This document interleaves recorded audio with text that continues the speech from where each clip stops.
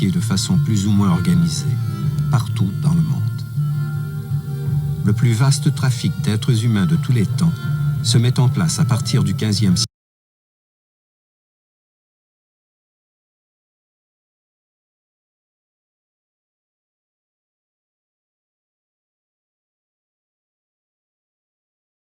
Entre l'Afrique et les colonies du Nouveau Monde et s'étale sur plus de 400 ans. 15 millions d'hommes, de femmes et d'enfants sont ainsi enlevés et vendus dans les nouvelles colonies émergentes comme le Brésil, la Martinique et la Guadeloupe, ou même en Nouvelle-Angleterre.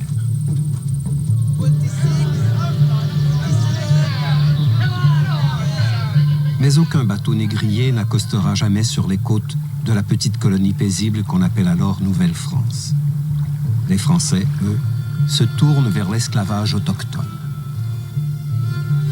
Beaucoup de choses restent à dire sur ce pan d'histoire méconnu. Mais on sait déjà que des explorateurs comme Gauthier de la Vérendrye ont fait la traite d'esclaves. Les personnages marquants de l'histoire de la Nouvelle-France, comme Madeleine de Verchères et Marguerite Diouville, ont été propriétaires de plusieurs esclaves. En fait, il était de bon ton de posséder des esclaves.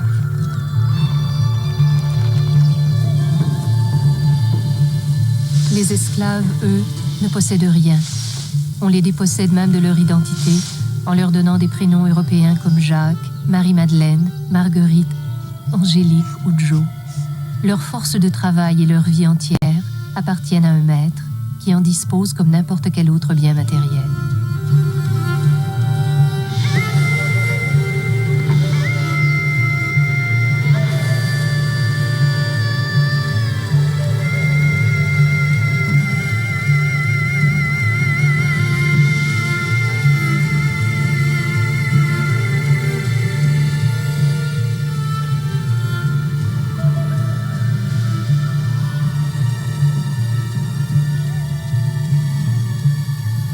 Sous le régime français, ces esclaves sont en grande majorité des Amérindiens achetés, troqués ou vendus par d'autres nations amérindiennes.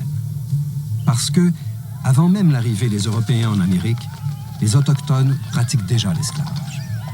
Ils s'approvisionnent en esclaves lors d'attaques surprises contre d'autres nations amérindiennes. Tous les prisonniers de guerre, au moment de leur capture, sont des esclaves.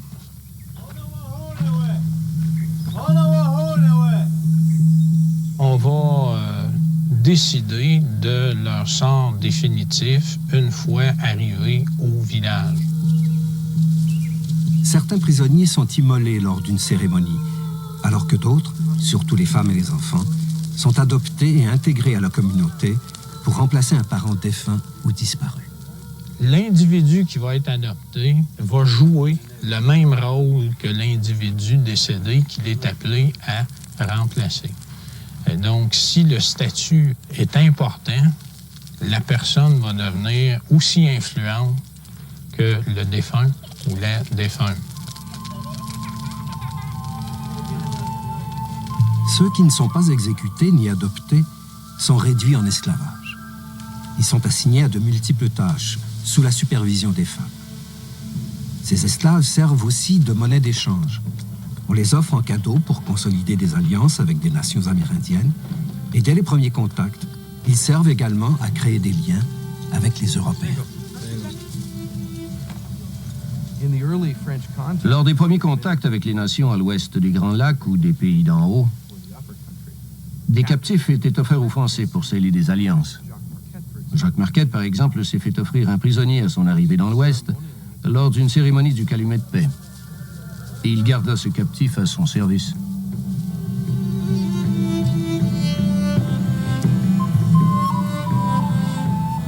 Les explorateurs et les coureurs des bois sont les premiers Européens à rencontrer les nations autochtones. Ils sont immédiatement confrontés à la pratique esclavagiste des Amérindiens. D'abord étonnés par cette pratique, ils réalisent l'importance commerciale qu'elle représente. Dans la colonie, où on manque trop souvent de main-d'œuvre, les voyageurs rapportent désormais bien plus que des fourrures de leurs expéditions. Lorsque Louis Joliette fait l'exploration du Mississippi, il revient avec 1 ou 2 esclaves, dont un est envoyé en cadeau au gouverneur de la Nouvelle-France.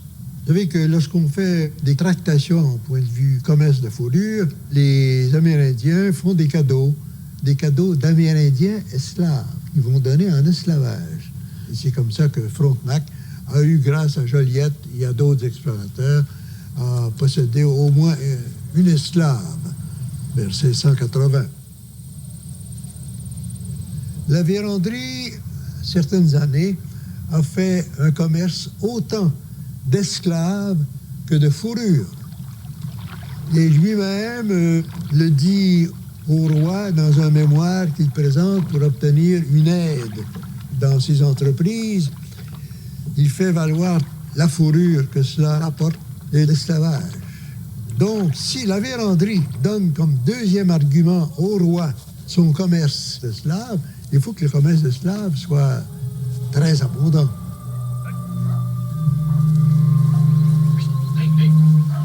La vente et l'achat d'esclaves amérindiens est chose courante dans toute la colonie, et la France ferme les yeux sur ce trafic. C'est seulement au XVIIIe siècle, alors que les esclaves représentent déjà 5% de la population de la colonie, que la pratique est finalement légalisée. C'est en 1709 que l'intendant Rodeau va publier une ordonnance déclarant que tous ceux qui ont été achetés comme esclaves sont véritablement esclaves et appartiennent à leur propriétaire comme esclaves.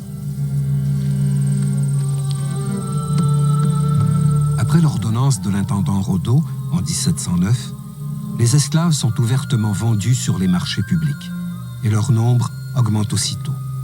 Ils sont presque tous amérindiens.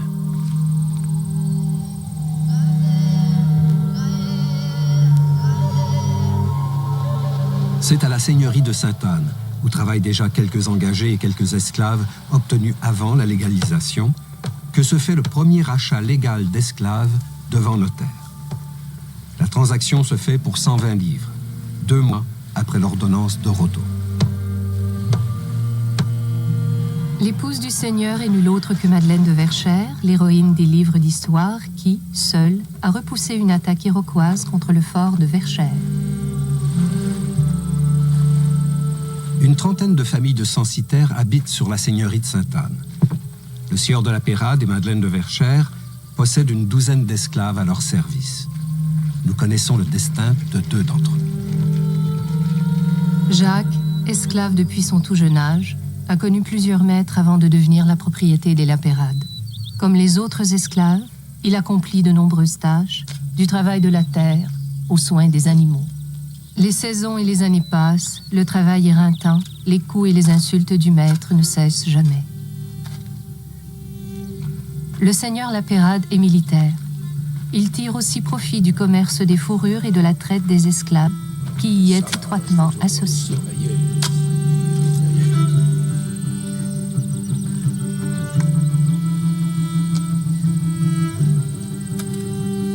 Hey, paresseux, au travail! Les Européens se montrent de plus en plus intéressés à ce commerce d'êtres humains. Et les nations amérindiennes qui y participent sont friandes des marchandises qu'elles obtiennent en échange. Plus vous pouviez obtenir des Français des marchandises très convoitées comme des fusils en échange de vos esclaves, plus votre intérêt était grand d'avoir des esclaves à échanger. Et c'était une motivation de plus pour attaquer vos ennemis. Ce trafic provoqua une situation instable et une augmentation de la violence. On connaît rarement l'origine exacte des esclaves amérindiens en Nouvelle-France. Ils sont issus très souvent des nations des renards et des pawnees, que les Français appellent panis. Un émissaire du roi écrit que les panis servent de nègres en Nouvelle-France. Des nations amérindiennes leur font la guerre et les vendent en esclavage aux Français. Quant aux renards, ils ont la réputation d'être belliqueux et hostiles à la France. Les Français n'ont aucun remords à les soumettre en esclavage.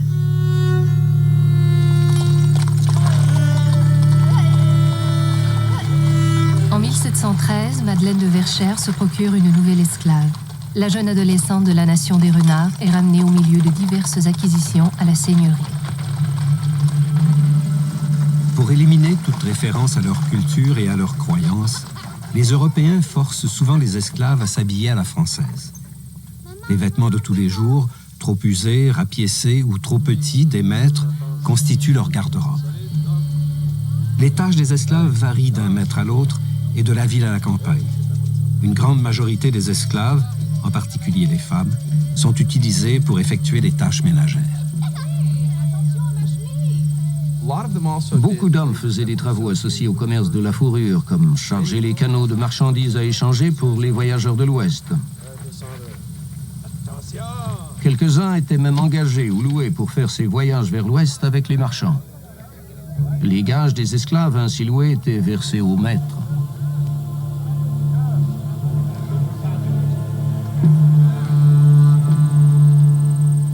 On commençait dès la barre du jour, comme on disait, jusqu'à la noirceur.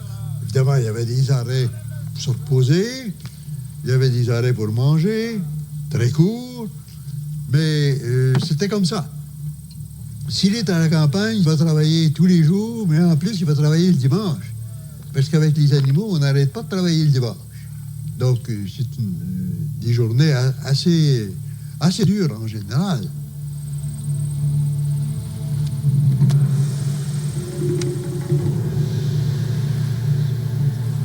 Malgré de longues journées de travail et la difficulté des tâches, les pittances sont maigres et les conditions de vie sont rarement adaptées au climat difficile du pays. Très souvent, les esclaves étaient mal nourris. Et même durant les durs hivers au bord du fleuve, ils couchaient en général à même le sol. Vous pouvez imaginer que cela affectait leur capacité à combattre les maladies auxquelles ils étaient exposés.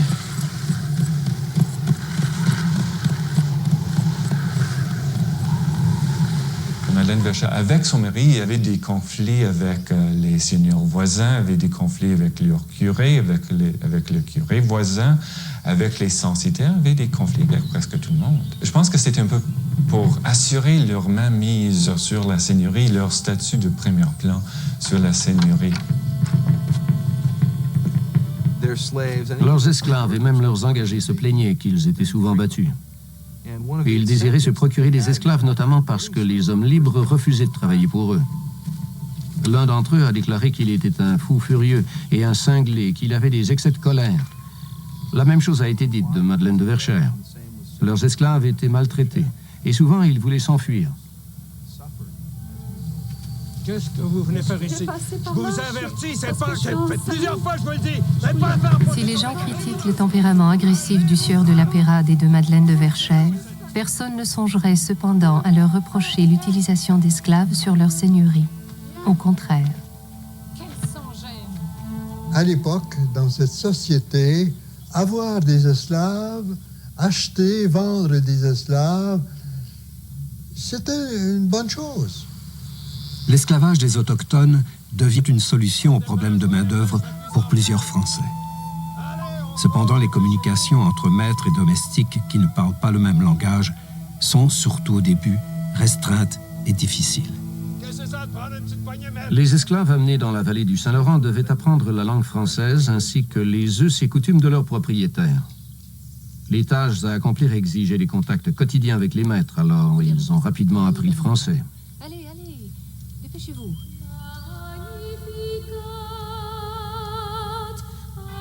La religion est omniprésente dans la colonie et il est obligatoire pour tous de fréquenter les églises. Il est donc bien vu de convertir ces esclaves. Malgré ses relations difficiles avec certains membres du clergé, Madeleine de Verschère fait bien sûr baptiser ses esclaves. Elle sera même la marraine de sa nouvelle esclave.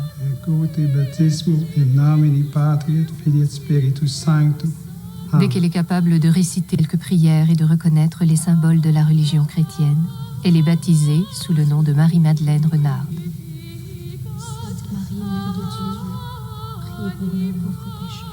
Les baptêmes sont parfois de véritables événements sociaux.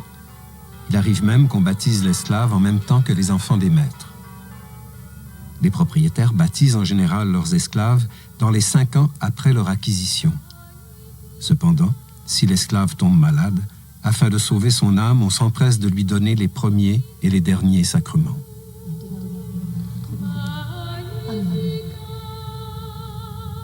L'Église, favorable à convertir les Autochtones, ne condamne pas pour autant l'esclavage.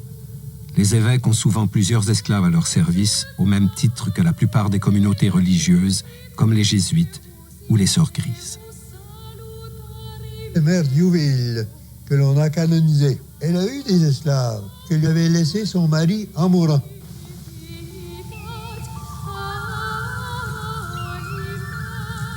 Les maîtres usent de leurs biens comme ils l'entendent. En plus de faire travailler leurs esclaves pendant des heures interminables et à des tâches souvent ingrates, certains les battent violemment. En 1720, Jacques ne supporte plus les violentes corrections de son maître. Il s'enfuit de la seigneurie de Sainte-Anne. Ensuite, il s'engage comme voyageur auprès de marchands pour faire la traite des fourrures au pays d'en haut.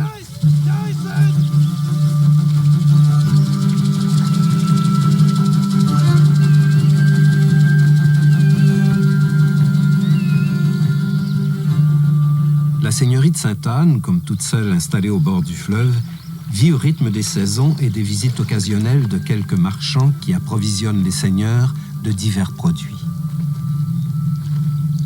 Pierre Chauvet d'Île-à-Gerne est un des marchands qui fréquente régulièrement la seigneurie de Sainte-Anne. Il a tôt fait de remarquer la jeune Marie-Madeleine Renard.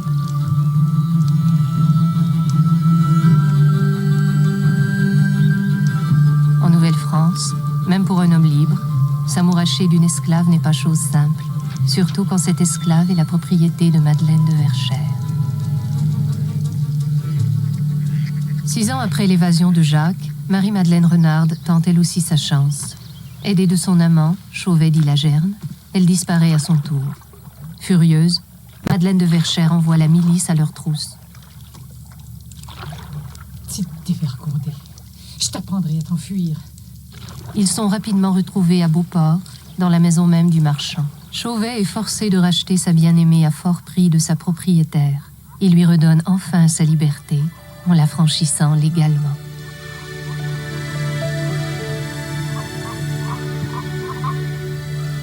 Il doit avoir un papier dûment signé. Et c'est un papier que l'esclave affranchi doit avoir soin de montrer selon les besoins. Quelques mois après la fuite et l'affranchissement, c'est donc un homme et une femme libres qui se marient à l'église de Beauport. Marie-Madeleine Renard est l'une des rares esclaves à avoir été ainsi affranchie légalement. Dans la colonie, la population esclave, nous la trouvons surtout dans les villes. Ce qui va augmenter le nombre d'esclaves, c'est la traite des fourrures. Dans la dernière partie du régime français, ça devient une affaire très considérable. Tout Montréal se consacre à la traite des fourrures. Montréal est la plaque tournante du commerce des fourrures avec l'Ouest. Cette activité va de pair avec la traite des captifs. C'est donc là qu'on retrouve le plus d'esclaves. Ainsi, même si la ville est bien moins peuplée que Québec, plus de la moitié de la population a servi, travaille et vit à Montréal ou dans ses alentours immédiats.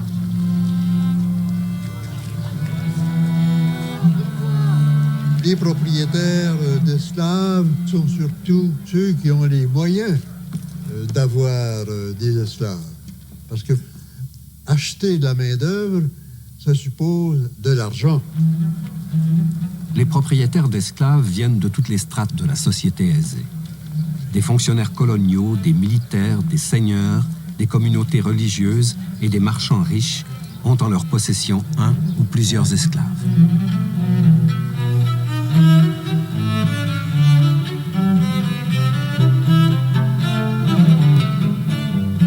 L'important marchand et fondateur des forges du Saint-Maurice, François Poulain de Francheville et sa femme Thérèse de Coigne, ont à leur service une esclave noire prénommée Marie-Joseph Angélique, que tous appellent Angélique.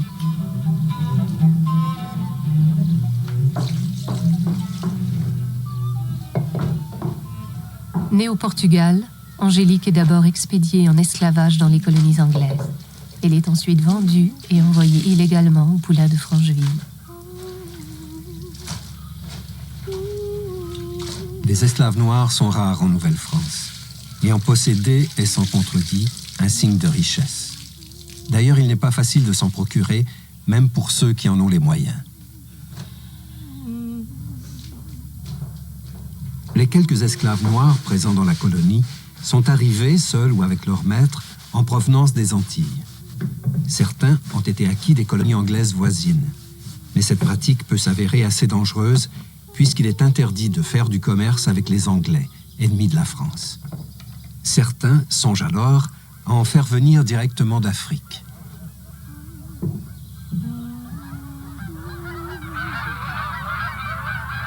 L'intendant Bégon s'est préoccupé de faire venir un navire négrier. Il a invoqué l'argument de la culture des terres, parce qu'on manquait toujours de main-d'œuvre dans l'agriculture.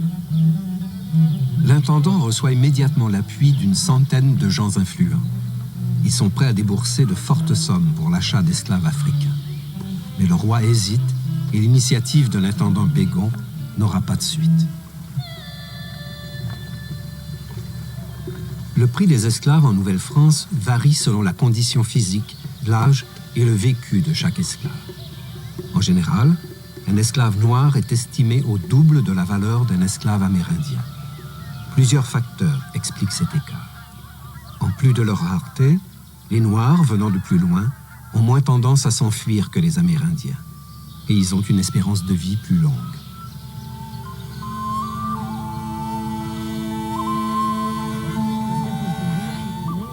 Les Amérindiens n'étaient pas immunisés contre les maladies des Européens. Lorsqu'un Amérindien attrapait la grippe de son maître, très souvent il en mourait.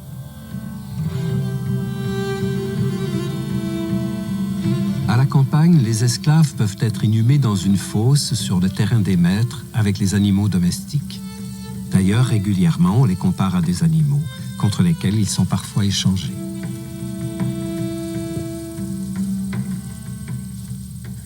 Moi, j'ai vu un noir qui coûtait exactement ce qu'un gros bœuf coûtait. Vous avez cette panise qu'on a achetée pour 3 ou 4 minots de blé, plus un petit cochon. Le marchand de fourrure François-Antoine Duplessis-Fabert est en poste au pays d'en haut. Pendant son absence, sa femme habite la maison voisine de la veuve Francheville et de son esclave Angélique. Madame Duplessis-Fabert a perdu un enfant emporté par la maladie. Pour la consoler, René Bourassa, l'associé de son mari, lui fait cadeau d'une petite esclave amérindienne de 8 ans. La petite, qu'on appelle Marguerite, habite à partir de ce jour dans la grande maison de la rue Saint-Paul. L'enfant a été capturé par des nations alliées aux Français et vendu à des commerçants de fourrure. Elle est originaire de la nation des Pawnees. Lorsqu'elle arrive chez les Duplessis-Fabert, elle est borgne, comme plusieurs esclaves amérindiens de l'époque. Qu'est-ce que c'est? Madame, c'est juste la pacotille de sauvageonne. Cela faisait partie des tortures communément infligées aux esclaves. Quand ils étaient capturés dans les villages amérindiens, on les marquait avec une tige brûlante. Les captifs sont souvent torturés. Leurs doigts tranchés d'un coup de hache, un œil arraché, la chair marquée au tison. Ces mutilations vont cesser car les Français n'aiment pas que la marchandise soit ainsi avariée et marquée.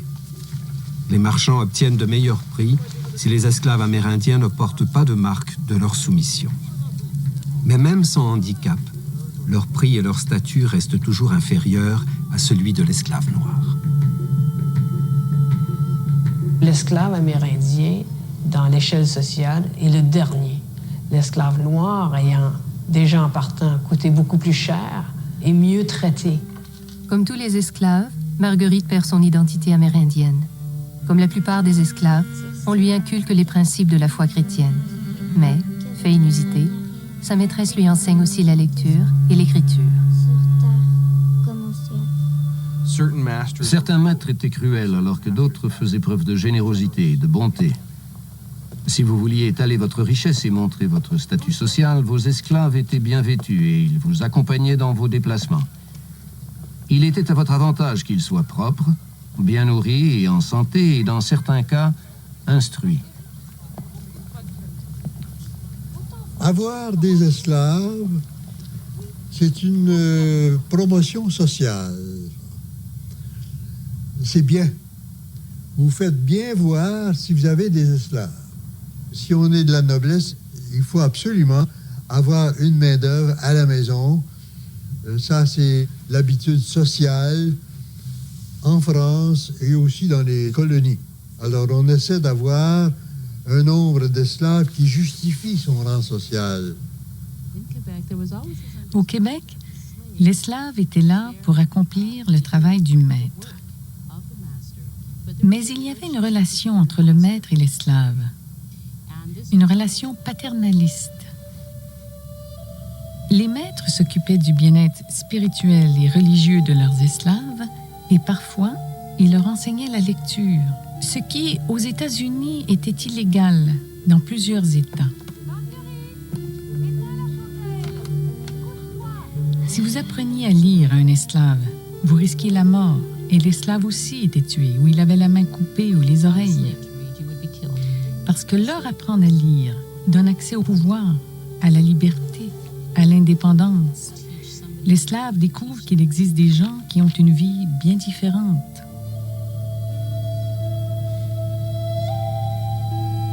Marguerite, terminez votre page et venez nous aider.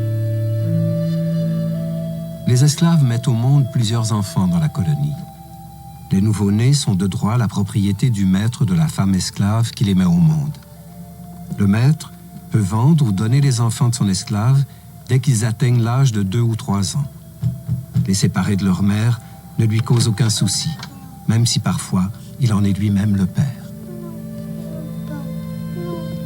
J'ai cité un cas dans mon histoire de l'esclavage d'un propriétaire qui a eu un enfant de son esclave et il a revendu l'enfant à quelqu'un d'autre.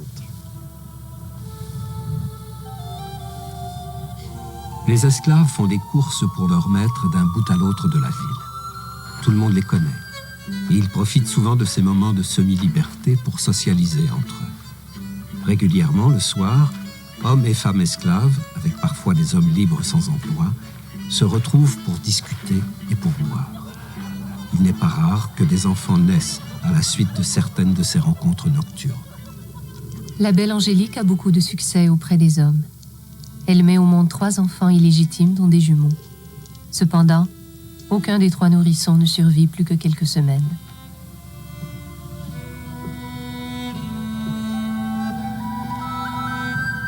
À l'hiver 1734, Angélique a un nouvel amant, un Français nommé Claude Thibault.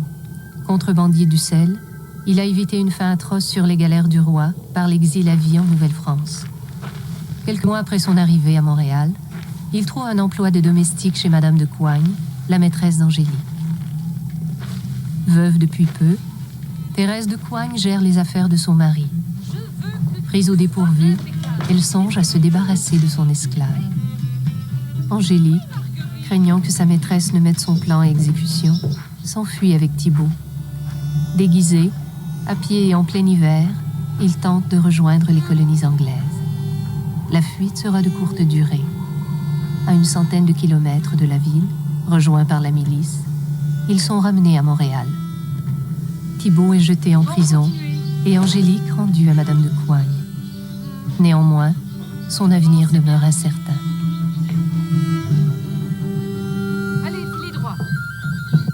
Les marchands et négociants de la région de Montréal, qui ont pignon rue Saint-Paul, ont tous au moins un esclave amérindien ou noir. Le juge Rimbaud, habitant également sur la rue Saint-Paul, possède aussi quelques esclaves, alors que les sœurs de l'hôpital, situées juste en face des Francheville, ont elles plusieurs esclaves à leur service.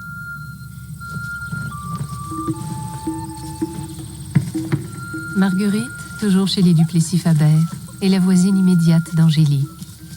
Bien qu'elle connaisse la mauvaise réputation d'Angélique, elle a pour elle une certaine admiration.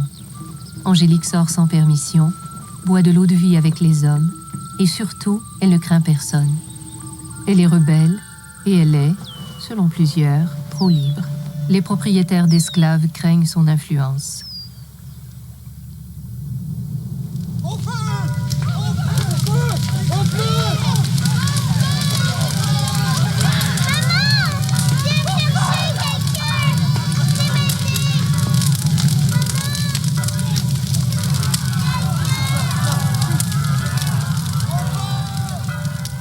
semaines après la fuite avortée d'Angélique et de Thibault, un incendie se déclare à la maison de Thérèse de Coigne. Avec une rapidité et une force peu communes, le feu rase une quarantaine de maisons et le grand hôpital dont on vient à peine de terminer la construction. Plusieurs centaines de personnes sont jetées à la rue. Évidemment, tous les soupçons se tournent immédiatement vers l'esclave rebelle. Marie-Joseph Angélique, dès le lendemain, elle a été arrêtée et accusée d'avoir sans doute mis le feu à la maison. Les accusations étaient basées sur une rumeur. Et le procureur du roi l'a bien écrit, selon la rumeur publique, elle aurait mis le feu à la maison. Dès le début, dès l'arrestation de son esclave et dès sa première déposition, Mme de Coigne dit qu'elle ne croit pas que Marie-Joseph Angélique puisse avoir mis le feu. Plus les semaines vont avancer, plus les mois vont avancer, sans doute que son opinion va changer, sous l'influence, certainement, de d'autres personnes dans son entourage. Et le 26 mai, le procureur du roi décide de mettre un terme au procès. Et ce même jour, on trouve le témoin clé. C'est une petite fille de 5 ans qui s'est présentée devant le juge avec son père et qui a déclaré avoir vu la négresse mettre des braises dans une pelle et transporter ça au grenier de la maison.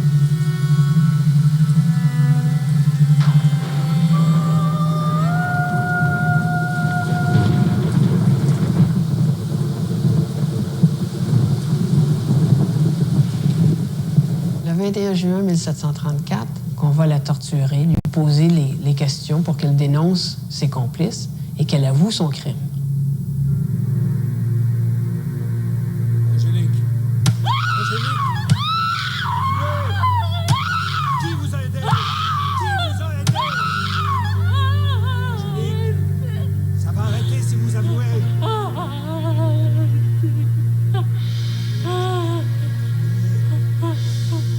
À chacune des questions, c'est seulement à la dernière qu'elle va avouer. Elle va dire « Oui, c'est moi, je suis montée au grenier avec un réchaud. » Alors que la petite fille de 5 ans dit l'avoir vue avec une pelle, mettre des braises sur une pelle et monter au grenier. Malgré l'horrible torture qui lui brise littéralement les os, jamais Angélique ne dénonce son prétendu complice.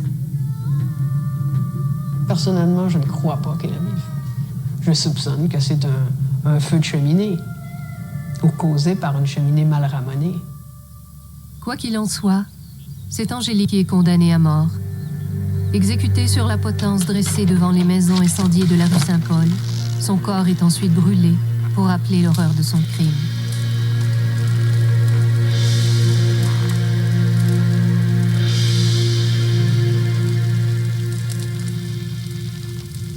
Comme tous les habitants de la rue Saint-Paul, Madame du Plessis-Fabert, récemment veuve, et Marguerite doivent trouver refuge ailleurs.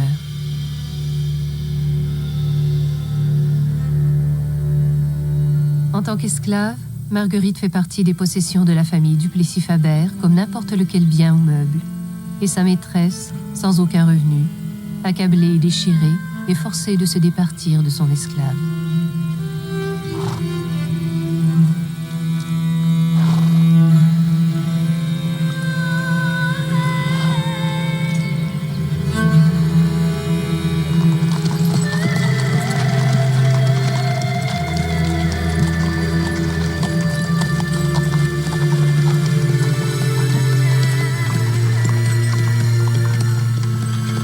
La jeune fille est conduite à Québec, où son nouveau propriétaire la vend quelques années plus tard à un officier de la marine, Marc-Antoine Huard, chevalier de Dormicourt.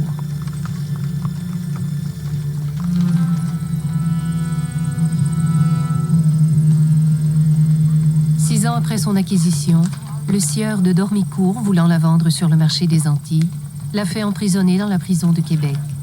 Il justifie son geste en déclarant que Marguerite mène une vie de débauche.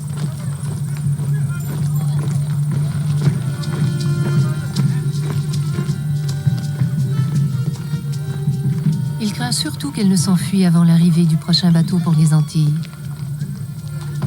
Marguerite, révoltée, conteste le droit de son propriétaire de la garder en prison et de la vendre aux Antilles. Elle conteste même son statut d'esclave. Avec l'appui d'un curé et d'un homme de loi, elle entreprend une bataille juridique contre le sieur d'Ormicourt.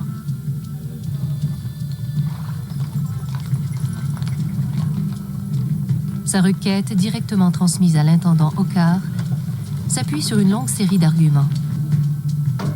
D'abord, elle se dit fille naturelle du marchand Duplessis-Fabert, puis, ayant été baptisée et élevée dans la religion catholique, elle se dit française et donc libre.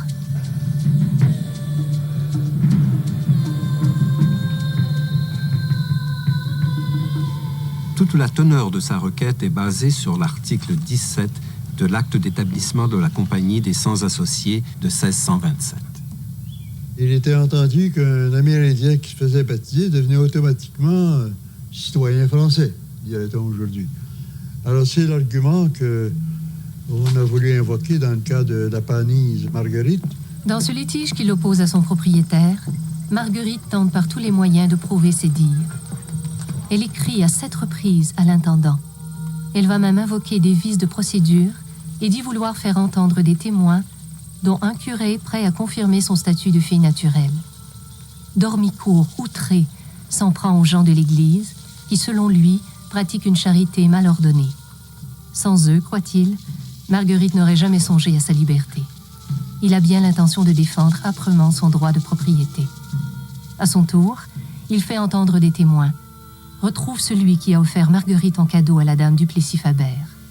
René Bourassa, lors de son témoignage, reconnaît en Marguerite la jeune Panisse, borgne, qu'il a ramenée à Montréal 14 ans plus tôt. Marguerite apporte de nouveaux arguments à débattre, afin que le bateau pour les Antilles prenne le large sans elle. Elle va jusqu'au tribunal de dernière instance pour empêcher sa vente et recouvrer sa liberté.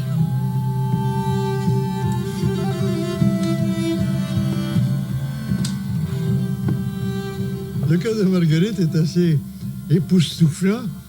Marguerite finissait plus de soulever des objections légales. Et comme l'intendant était l'administrateur en chef de la justice, mais c'est lui qui recevait toujours ce nouveau dossier. Les échanges par écrit des différentes parties autour de ce litige totalisent 60 pages. À la fin de cette saga sans précédent dans la colonie, l'intendant Hoccart, lui-même propriétaire d'esclaves, est exaspéré. Il tranche en faveur du sieur d'Ormicourt. Baptisée ou pas, fille naturelle ou pas, Marguerite Duplessis-Fabert est bel et bien esclave et son propriétaire est en droit de la vendre. À la demande de d'Ormicourt, Marguerite est forcée de s'embarquer sur un navire à destination des Antilles pour y être vendue. Elle perd ainsi son rêve de liberté et son désir de rester sur la terre de ses ancêtres.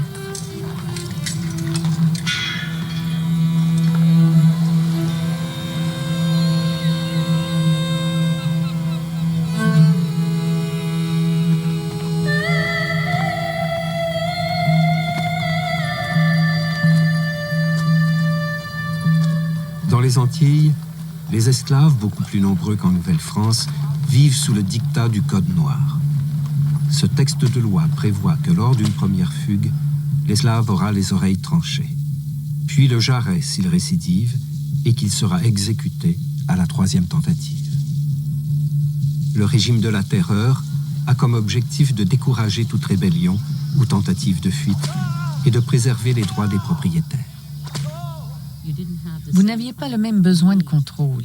C'était plus facile de contrôler 2 ou 3 ou 5 ou 6 esclaves dans une maison, comparé à une plantation qui cultive toute l'année, où vous faisiez travailler des gens 16 heures par jour et ils auraient pu s'enfuir. Donc, il fallait toutes sortes de sanctions pour contrôler la population. Alors, quand on regarde ça, on se dit l'esclavage était bien mieux au Québec. Mais je ne crois pas que c'est ce que les esclaves pensaient. L'esclavage reste de l'esclavage, où qu'on soit.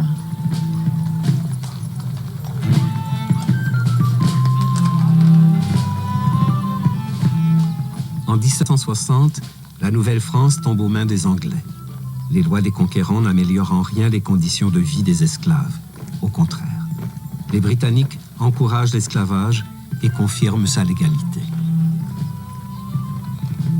Les articles sur la capitulation statuaient clairement que les gens de la Nouvelle-France avaient le droit de garder leurs esclaves. Et alors, avec leurs meubles et autres propriétés, tous les esclaves qu'ils possédaient continuaient de leur appartenir. Les Anglais désirent encourager l'immigration et le commerce. À leurs yeux, le manque de main-d'œuvre au Bas-Canada est particulièrement criant. Et ils comptent bien y remédier en important des esclaves noirs de leurs autres colonies. En 1763, John Murray écrit « On ne peut rien faire sans serviteurs ». Et les Canadiens, il voulait dire les Canadiens français, ne travaillent que pour eux-mêmes. Alors les esclaves noirs sont certainement les seuls vers qui on peut se tourner. Dès les premières années du régime anglais, le commerce avec les autres colonies britanniques s'accroît considérablement et le nombre d'esclaves noirs augmente rapidement. Le nombre des esclaves a augmenté parce que le nombre des Anglais propriétaires d'esclaves augmente aussi. Et les facilités de commerce sont beaucoup plus grandes que sous le régime français. À partir de 1760, on peut commercer avec tout le monde. Ce qui explique la grande abondance des esclaves noirs. Et en même temps, il se trouve que l'esclavage amérindien diminue parce que le grand commerce de fourrure tombe à peu de choses.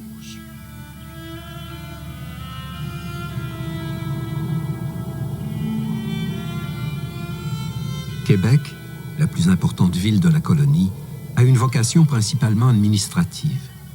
Avec l'arrivée des Britanniques, elle développe de plus en plus sa vocation commerciale. De nombreux commerçants anglais s'y installent. Parmi eux, William Brown, fondateur du premier journal bilingue d'Amérique du Nord, la Gazette de Québec. Il débarque avec beaucoup de projets en tête et avec Joe, son jeune esclave noir de 17 ans. Les Noirs du régime anglais, on les voit surtout dans les maisons privées. Ils sont des domestiques. Ils sont des cuisiniers, ils aident comme ça, toutes sortes de choses. Si cet esclave est chez un marchand, ben là, c'est un homme à tout faire, quoi. Il va faire des commissions, il va aller chercher ça, il va transporter des objets.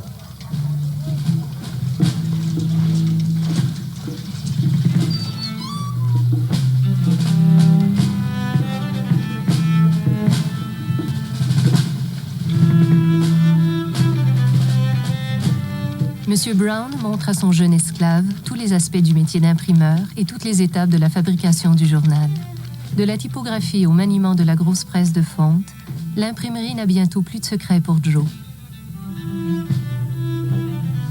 Joe, qui parle anglais et français, travaille bien et devient vite indispensable à la Gazette de Québec. Malheureusement pour Brown, son esclave découvre les plaisirs du jeu et de l'alcool. Il fréquente assidûment les tavernes et débits de boissons de tout acabit. Joe les préfère de plus en plus à l'imprimerie.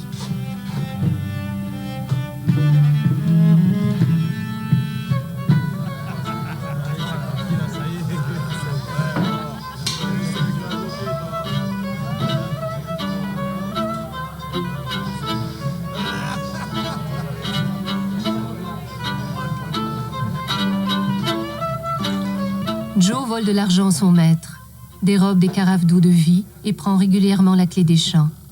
À chaque fois, Brown le fait rechercher et met des annonces dans le journal décrivant la tenue de Joe lors de sa fugue. Le châtiment pour ce délit est la prison et des coups de fouet.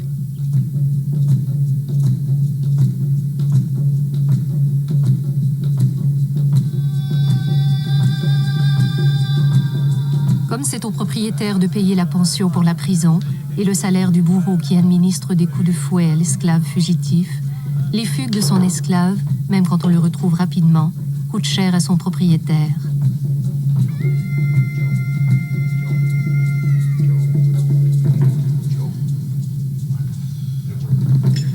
Malgré ses fuites et ses écarts de conduite, M. Brown le garde à son service et le laisse libre de ses allées et venues. 10 ans après l'arrivée de Joe et de son maître, la Révolution américaine provoque l'exode des loyalistes et de leurs esclaves vers le Canada. Cela fait encore augmenter la population d'esclaves noirs au pays. En 1789, à la mort de William Brown, son neveu John Neilson, futur patriote, hérite de son imprimerie et de son esclave. Avec le décès de son maître, la vie de Joe prend une nouvelle tournure. Il s'enfuit, mais personne ne part à sa recherche. Même pas son nouveau maître, John Neilson, est contre l'esclavage. La presse en général, et John Neilson en particulier, ont contribué à l'abolition de l'esclavage à Montréal et à Québec. Neilson a mené une campagne dans son journal pour modifier l'opinion publique et combattre l'esclavage dans la province de Québec.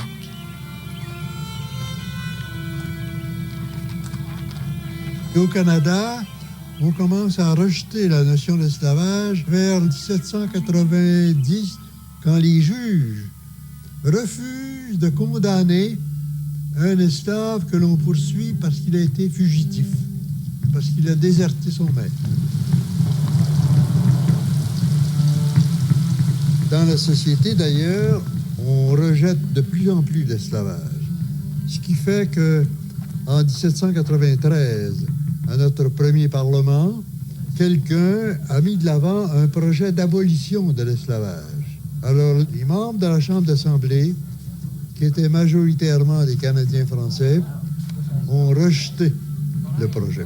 C'est seulement 40 ans plus tard, en 1833, qu'une loi britannique met définitivement fin à l'esclavage dans toutes les colonies anglaises, dont le Canada. Même si les territoires britanniques avaient aboli l'esclavage, sur le territoire américain, l'esclavage s'est poursuivi pendant environ 30 ans après l'affranchissement des esclaves au Canada. Les esclaves américains ont eu vent de cela, bien sûr, et le Canada est devenu leur destination préférée. Le fait que le Canada représente pendant 30 ans cette terre de liberté pour les esclaves américains en fuite a sans doute occulté une autre vérité historique moins reluisante, mais incontestable. Dès l'arrivée des premiers colons français, des esclaves rouges puis noirs servent les Blancs dans ce pays. Plusieurs historiens, essayant peut-être de faire contrepoids à la faiblesse politique des Canadiens français de l'époque, ont vanté la grandeur des valeurs spirituelles d'un peuple qui se sentait, après la conquête, bien petit. L'histoire officielle a donc nié la réalité de l'esclavage pendant des décennies, préférant enseigner aux Québécois que leurs ancêtres avaient une morale au-dessus des autres.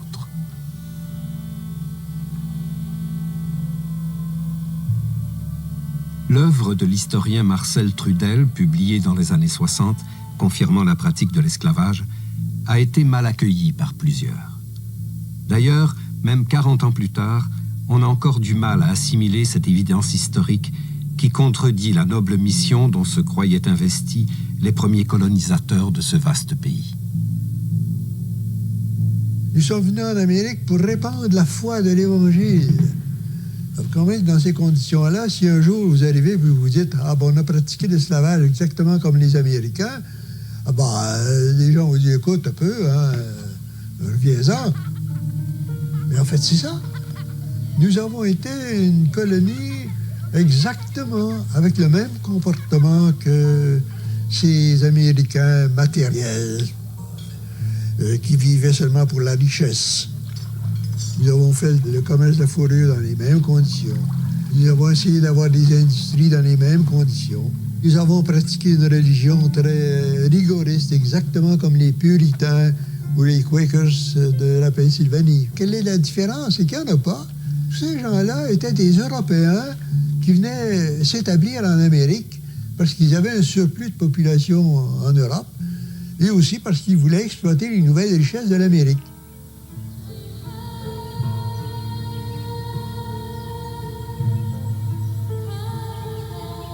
L'existence des esclaves a été oblitérée des livres d'histoire, et les archives mentionnent rarement leur présence.